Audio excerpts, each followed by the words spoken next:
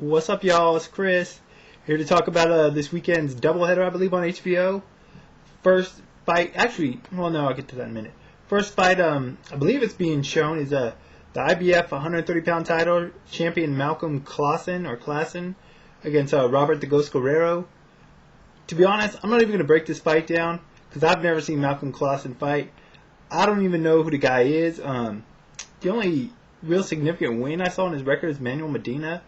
But that wasn't too long ago. Medina was far past his prime. He's got losses to guys with some, albeit early in his career, he's got losses to some guys with some awful records, So, I just don't know enough about him to even give any good analysis for this fight, Guerrero, he had that fight with Jordan with the cut, and he got questions after that. Came back and won his next fight, suffered a cut in that fight as well.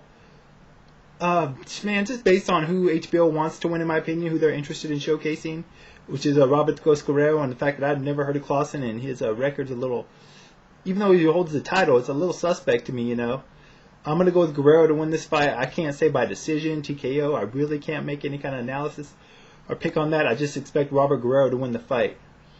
Moving on to the fight, though, that, I do want to talk about. Juan the Baby Bull Diaz against Paulie Malignaggi. This is at a catch weight of 137, I believe.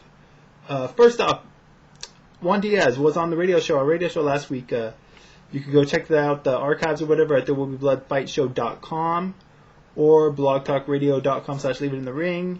As always, I'll put the links in the information part on the screen here. Great guest, everyone knows his story and whatnot, but he was really cool. He stayed on for over an hour, He gave us a lot of his time. We're definitely appreciative and just pretty much answered every question that came at him, and seemed to come across pretty honest with all of his answers and humble as always. Not that should be surprising. The kid is a very humble kid. But he's one of those guys, I don't know. There was someone on our show that wasn't rooting for him, Strike Hearts. But for the most part, he's one of those guys, in my opinion, that's hard to root against. He's just a very affable and likable person. But that's just my personal opinion, Anyways, Juan Diaz, record 34 wins, 2 losses. Stands 5'6", has a 67-inch reach. Paulie Malignaggi, 26 wins, 2 defeats. Stands 5'8.5" with a 70-inch reach. As we all know, Juan's coming off that TKO loss in 9 to Marquez earlier this year.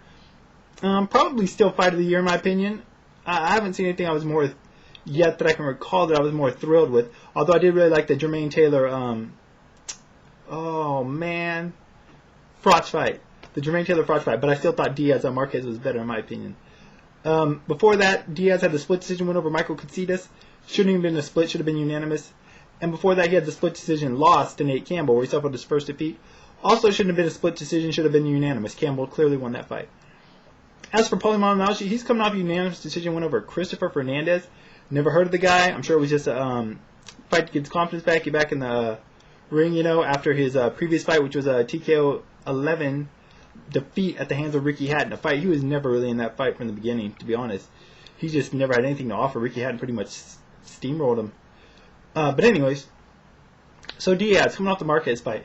There were definitely spots he looked good in that fight, particularly early on. He clipped Marquez, kind of stunned him. But the inexperience and the lack of better technique, and also he got cut again as he did in the Campbell fight, and it seemed to really bother him when he went into the corner after that. It seemed to really affect his confidence, and from there on, Marquez just picked him apart, just like a surgeon, just performing precision work on him, just dissected him until he ended up stopping him. But he did show a lot of heart in that fight, until the end. Not saying he didn't show heart in the end. He went on his shield, but he didn't give up. But he just looked a bit discouraged once he was cut. It's hard to say, how he's going to rebound from that. He rebounded from the Campbell fight well, and the Conceitas fight we saw. But this was more of a devastating loss than that was, because he got knocked out in this fight. But although Malignaggi is a good technical boxer, similar to Marquez, he doesn't have the level of skill or even necessarily power. Not that Marquez is a big hitter that Marquez has. So I don't think Diaz is going to run into too many problems against Malignaggi necessarily that he faced against Marquez. As for Paulie, I didn't see his last fight. As I said, don't know who Christopher Fernandez is. Did see the Hatton fight. Once again, I didn't think he was in it. Before that, he had been on a roll. He'd beaten Herman and Gojo. He'd beaten what's that other cat's name? Not Philip Indu, but the other Indu. I can't recall his name off the top of my head, but he beat one of the Indo dudes. And, he'd been doing pretty good, but Hatton just took him apart. You know, so it's gonna be interesting for me to see how Paulie rebounds from that. You know, he won his last fight, he won a decision, but I don't know how it went. You know, and obviously that opponent is not on the level of Juan Diaz. So it'll be interesting to see how Paulie rebounds or bounces back as well. It's kind of the fight makes sense in my opinion. And actually, stylistically, I think it plays into both their styles, you know. Diaz is an aggressive fighter. They kind of don't want him to put him against a guy who has a lot of power, could threaten him in this fight, especially coming off that last defeat. Malignaggi doesn't have the power to threaten him, you know, or anything. And Malignaggi is the kind of guy if Diaz can catch up to him, can really bully him, and really use his pressure style and let his hands go. As for Paulie, Juan is the kind of guy that likes to come in. He's very aggressive, over-aggressive at times, to a fault. Malignaggi's a slick boxer, you know. He's going to use that jab, going to try to use his speed and move around the ring.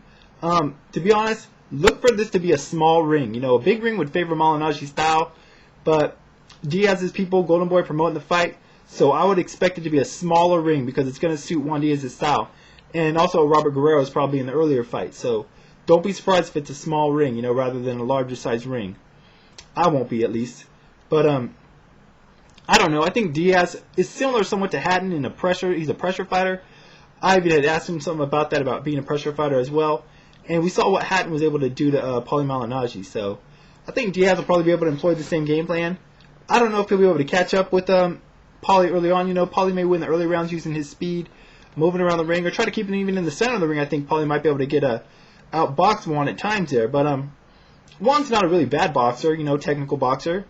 It's just not really his style. He's more of a pressure fighter that likes to break guys down and whatnot. And I just think Paulie coming down in weight, even though it's only 3 pounds, I think that may affect him a little bit. You know, I think it may take a little steam out of his legs. I think if Juan goes to the body well, as he's shown in the past, he's very much capable of, you know, that could definitely be beneficiary to him.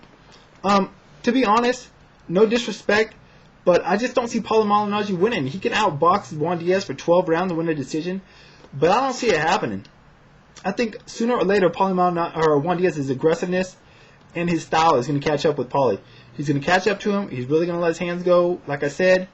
And I do think Paulie will survive because he, you know, aside from the Hatton and Cotto losses, he's pretty much been in all of his fights. You know, in the Cotto loss, he went the distance, even though he got, you know, he got beat up pretty bad. He still showed a lot of heart and went the distance. You know, and Diaz doesn't have a lot of power himself, much like Malignaggi. So I think Juan's going to win this fight. I think he's going to win by decision. I think he's going to win by unanimous decision. He may lose a few rounds here and there, but for the most part, I think he's going to control the fight. You know, I think he's going to be the ring general. I think he's going to put the fight where he wants it once he catches up to Paulie and just really rip combinations and kind of break Paulie down. I do think Paulie will put up a good fight. He usually does. His fights aren't always the most entertaining, kind of depend on his opponent, but I think with Juan as his opponent, it should make for a pretty good fight. You know, but yeah, I definitely see Juan winning this fight. Probably something like 8 rounds to 4, maybe even 9 rounds to 3. Shouts out to future boxer. Paulie Malignaggi is his favorite fighter. I give credit to him because he always sticks up for the guy, you know. And sometimes when your fighter's not the fan favorite or a guy that a lot of people think he's not that good of a fighter and you still stick up for him, you know, I got to give the guy credit for that. But unfortunately for you, future boxer, I don't see Paulie winning this fight. Anyways, that's my thoughts on that. I'll probably be back on Sunday. I mean, I should be to give my thoughts afterwards. But until then, y'all, I'm out. Bye.